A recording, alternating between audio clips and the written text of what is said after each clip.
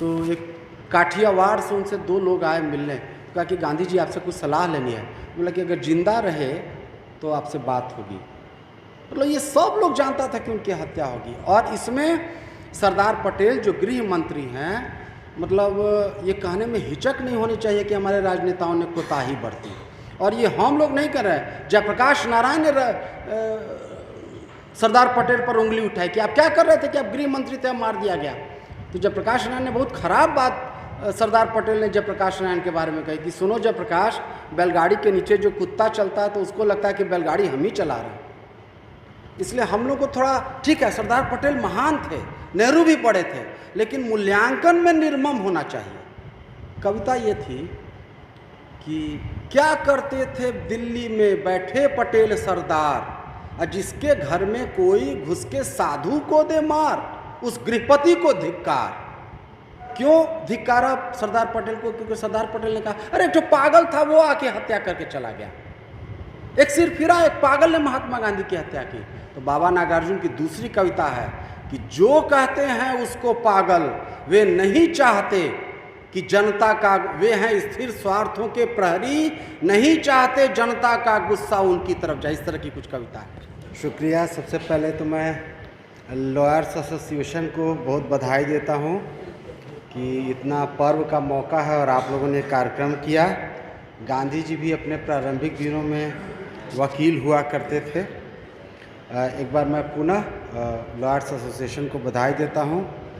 दोस्तों, ये जो हमारा विषय है और कई वक्ताओं ने इस पर बातें की है कि महात्मा गांधी को लेकर के एक जो सबसे बड़ी दिक्कत क्या रही है कि अभी जो कांग्रेस के नेता आए थे उन्होंने कहा भी कि पिछले 30 जनवरी को ट्विटर पर ये ट्रेंड बहुत ट्रेंड कर रहा था कि लॉन्ग लिव नाथूराम गोडसे, नाथूराम गोडसे अमर रहे। मेरी लगभग 2 साल पहले महात्मा गांधी के प्रपौत्र हैं तुषार गांधी, तो उनसे एक बार 4-5 घंटे बिताने का मौका मिला। तो उनसे मैंने पूछा कि आखिर महात्मा गांधी की अगर प्रासंगिकता की बात होगी, सबसे खास बात होगी तो क्या रहेगा? तो उन्होंने कहा कि सबसे यही बात थी कि रिस्क लेके, खतरा उठा के भी, जब पब्लिक ओपिनियन आपके खिलाफ हो, जनता आपके खिलाफ उन्मादी बन चुकी है, उसके बाद भी उसके भीड़ में घुस जाना। अभी मंजू जी कह रही थी कि वो कलकत्ता में थे जब वो आज़ादी की बात, तो कलकत्ता में गए तो उसके पहले कलकत्ता में हिंदुओं का नरसंहार हुआ था, लेकिन जब गांधी जी गए तो मुसलमान लोग मारे गए थे। तो जहाँ वो ठहरे थे हैदर मंजिल में, वहाँ हमला हुआ उन पर, पत्थर वगैरह चलने लगा। बोला कि आप जब हिंदू लोग मारा गया था तो आप गायब थे और अब मुसलमान मारा गया है तो आप चले आए हैं। अब सोचिए कैसा माहौल होगा। अंतिम दिनों में ये स्थिति थी कि प्रार्थना सभा में अमूमन सब धर्मों की प्रार्थना की, तो जब कुरान की आयत पढ़ी जाती थी तो जैसे ही कुरान की आयत शुरू होती थी हंगामा शुरू हो जाता था, झगड़ा शुरू होता था कि नहीं नहीं कुरान की आयत मत, नहीं पढ़ी जानी चाहिए। हिंदू मुसलमानों के बीच इतना कटुता का माहौल था। तो ऐसे उन्माद भरे माहौल में महात्मा गांधी, और देखिए महात्मा गांधी पर जो सबसे अच्छी बात लिखी वो एक मुसलमान नहीं, अकबर इलाहाबादी। और अकबर इलाहाबादी का वो शेर आप सब लोगों को बहुत याद होगा कि जैसे सविनय अवज्ञा आंदोलन में उनका जो सबसे बड़ा महत्व ये माना जाता है कि भाई 1 लाख लोग, सोच के हैरत होती है, 1 लाख लोग सिर्फ जेल गए थे। और तब जेल आज की तरह नहीं जाना हुआ था, जैसे ही जेल गए तो आपका पूरा घर गांव में ढहा देता था, आपकी नौकरी चली जाती थी। ऐसी स्थिति में महात्मा गांधी ने भय को ख़त्म किया। तो अकबर इलाहाबादी कहते थे कि कलेक्टर अंग्रेज़ ज़माने में बहुत महत्वपूर्ण होता था। तो कहते थे कि उनका एक शेर है कि हम तो अल्लाह को कलेक्टर समझ बैठते थे, मतलब कलेक्टर अल्लाह की तरफ माना जाता। तो ये जो भय था अंग्रेजी राज का, उस शेर से पता चलता है। उसमें उन्होंने कहा कि बुद्धू मियाँ भी हजरत गांधी के साथ है, मुश्त खाक है पर आंधी के साथ है। मतलब बुद्धू मियाँ जो सबसे कमज़ोर आदमी है। तो ये इतना बड़ा ये था। एक आलोचना कम्युनिस्ट पार्टी की ये रही है महात्मा गांधी की, और मेरे ख्याल से वो सही रही है वो लोग कहे कि भाई महात्मा गांधी जी, आपका जो रास्ता है ठीक है, अहिंसा का है, लेकिन ये अंततः आपको ले जाएगा गड़बड़ दिशा में। और कम्युनिस्ट पार्टी की वो आलोचना सही, वो आलोचना क्या थी कि अहिंसा के रास्ते से ज़्यादा हिंसा हुई भारत में। 1947 में लगभग 10 लाख कत्लेआम हुआ और मानव जाति के इतिहास का सबसे बड़ा अदला बदली हुआ भारत पाकिस्तान का। तो कम्युनिस्ट पार्टी की आलोचना थी कि ये जो रास्ता आप अपना रहे हैं, क्या रास्ता था कि भाई जमींदारों पूंजीपतियों के साथ, उनके साथ सामंजस्य नहीं हो सकता। तो ये बात ठीक थी, लेकिन आप देखिए बाद में कम्युनिस्ट पार्टी ने भी बहुत अपने विचार को बदला। जब पहली बार हिंदुस्तान में हो ची मिन्ह आए, कम्युनिस्ट क्रांति के नायक, तो सब पत्रकार सब पूछा कि सर आपकी तुलना क्या महात्मा गांधी से की जा सकती है? तो बोला कि नहीं, तुलना नहीं की जा सकती, एकदम नहीं की जा सकती है। हम लोग क्रांतिकारी हो सकते हैं, लेकिन ज़्यादा से ज़्यादा महात्मा गांधी के शिष्य कहे जा सकते हैं। और याद कीजिए, आपको महात्मा गांधी का व्यक्तित्व बहुत ही क्रांतिकारी था। उसका एक वाम पाठ आना अभी भी बाकी है, एक वामपंथी उसकी व्याख्या बाकी है। जैसे हमको याद है कि 1918 में असहयोग आंदोलन के पहले यहाँ का ये था राज्यपाल विलिंगटन, उसने गांधी के बारे में एक लाइन का असेसमेंट है, बोला कि बहुत ईमानदार है लेकिन बोल्शेविक है और इसलिए बहुत खतरनाक। 1918 में उसको महात्मा गांधी को बोल्शेविक बोलते हैं।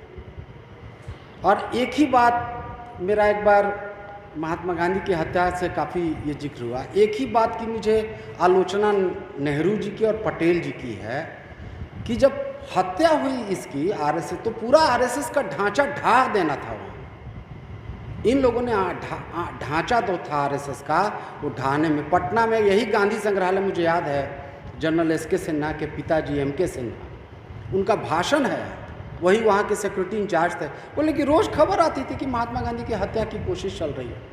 मोरारजी देसाई वहाँ के चीफ मिनिस्टर थे, महाराष्ट्र में साजिश चल रही है, सब लोग जानता था। यहाँ की महात्मा गांधी भी, आपको याद होगा कि 30 जनवरी को हत्या हुई और 20 जनवरी को मदन लाल पहवा उन पर बम फेंकता है।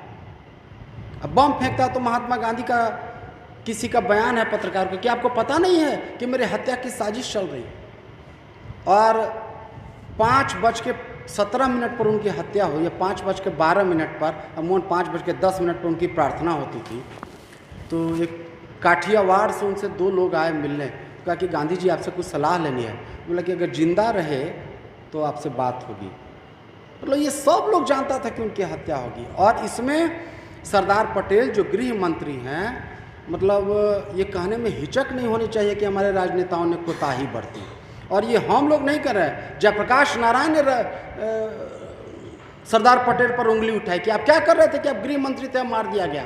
तो जयप्रकाश नारायण ने बहुत खराब बात सरदार पटेल ने जयप्रकाश नारायण के बारे में कही कि सुनो जयप्रकाश, बैलगाड़ी के नीचे जो कुत्ता चलता है तो उसको लगता है कि बैलगाड़ी हम ही चला रहे हैं। और सरदार पटेल के खिलाफ कविता लिखी बाबा नागार्जुन ने, हिंदी के कवि ने। और क्या कविता थी, मैं आप लोगों को सुनाना चाहता हूँ कि कैसा माहौल था। क्योंकि आज जो बातचीत हो रही है कि आज से ज़्यादा भयावह स्थिति थी जब लग रहा था कि कम्युनलिज्म ये गांधी को मारना है, नेहरू को मारना और टेक ओवर करना है, फासिस्ट टेक ओवर। वैसी स्थिति आज नहीं है।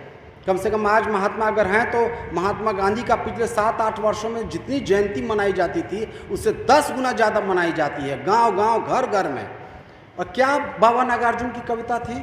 इसलिए हम लोग को थोड़ा, ठीक है सरदार पटेल महान थे, नेहरू भी पढ़े थे, लेकिन मूल्यांकन में निर्मम होना चाहिए। कविता ये थी कि क्या करते थे दिल्ली में बैठे पटेल सरदार, और जिसके घर में कोई घुस के साधु को दे मार, उस गृहपति को धिक्कार।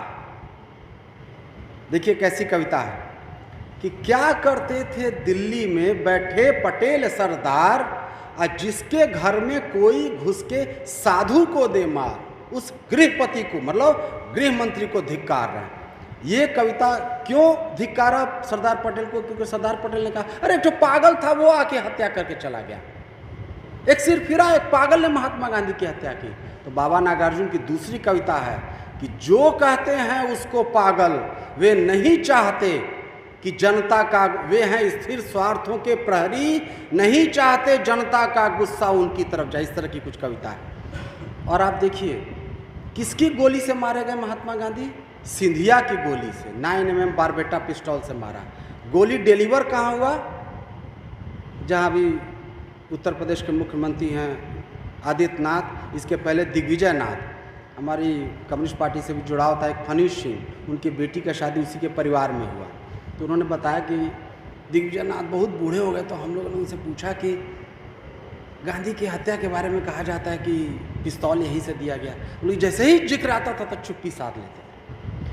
तो हमको तुषार गांधी ने बताया कि बहुत बड़ी साजिश थी, जिसमें महाराष्ट्र, ये उत्तर प्रदेश, लेकिन एक आदमी को फांसी देके छोड़ दिया गया। क्यों ऐसा हुआ? वही मैं कह रहा हूँ कि आज जो आरएसएस का खतरा है, ये ढांचा को स्मैश कर देना चाहिए, ढा देना चाहिए था। अंत में एक बात, लोभ नहीं संवरण कर पा रहा हूँ, कह के अपनी बात समाप्त कर रहा हूँ। मैंने उनसे पूछा कि सावरकर कैसे बच गया इतना, जब उसके बारे में जीवनलाल कपूर आयोग 1966 में बना तो वो कैसे बच गया? तो उन्होंने बड़ा दिलचस्प बात बताया, लीगल पॉइंट, कि कानूनी दाव पेच होता है कि जब नाथूराम गोडसे मर्डर करने के बाद ट्रंक कॉल किया सावरकर को, तो ट्रंक कॉल पकड़ा गया, लेकिन उस पर उसने कुछ, जो आदमी रहता उसने कुछ ओवर राइटिंग कर दिया, तो 1 या 2 अक्षर वो मिल नहीं पाया। इससे पता चला सावरकर बच गया। दूसरा कि जिस कार में एक अभिनेत्री थी महाराष्ट्र की, जब ये लोग सावरकर सदन में मिलने गए, तो जब मिल के आए तो उसने कहा कि ये अभिनेत्री ने गवाही दी नाथूराम गोडसे और नारायण आप्टे के खिलाफ, कहा कि हमने इन दोनों को यहीं पर छोड़ा था। कैसे कानूनी दांव पेच में बच गया? बोला कि देखिए वहाँ घर था लेकिन छोड़ा रोड पर था। बोला कि ये सब छोटा छोटा लीगल पॉइंट, ये अगर ठीक से डिफेंस करते तो सावरकर को उसी वक्त किया जा सकता था, जिसको बाद में जीवनलाल कपूर आयोग ने 1966 में जाके ये किया। तो ये अपने राष्ट्रीय नेताओं से भी बहुत बड़ी गलती हुई कि आरएसएस के पूरे ढांचे को उसी वक्त ख़त्म कर देना चाहिए था, जिसका खामियाजा हमें आज भुगतना पड़ा। और यही उनकी प्रासंगिकता है महात्मा गांधी की, जो बात तुषार गांधी ने कही कि भले पब्लिक ओपिनियन आपके खिलाफ हो, आज देखिए ना कम्युनिस्टों के खिलाफ, जैसे ही रहेगा लगा कि पब्लिक खिलाफ है, जनता खिलाफ है, अगर सच बात है, अगर अकेले भी खड़ा होना कि उन्माद में आदमी कलकत्ता में अकेली भीड़ में उन्मादियों के बीच महात्मा गांधी अकेले चले जाते हैं, जिसको कि बोला लॉर्ड माउंटबेटन कि हम 55,000 की फौज लेके पंजाब को नहीं शांत कर पा रहे हैं, ये अकेला आदमी पूरे कलकत्ता नोआखाली को शांत कर दिया। क्यों शांत कर दिया? यही सच को कहने का साहस। हिंदू लोग पूरा उन्मादी हो, लेकिन कहते थे कि नहीं, आप मुसलमानों के बारे में ये बात सही नहीं है। तो यही जज्बा लाने की ज़रूरत है, इसी स्पिरिट को पकड़ने की ज़रूरत है। शुक्रिया।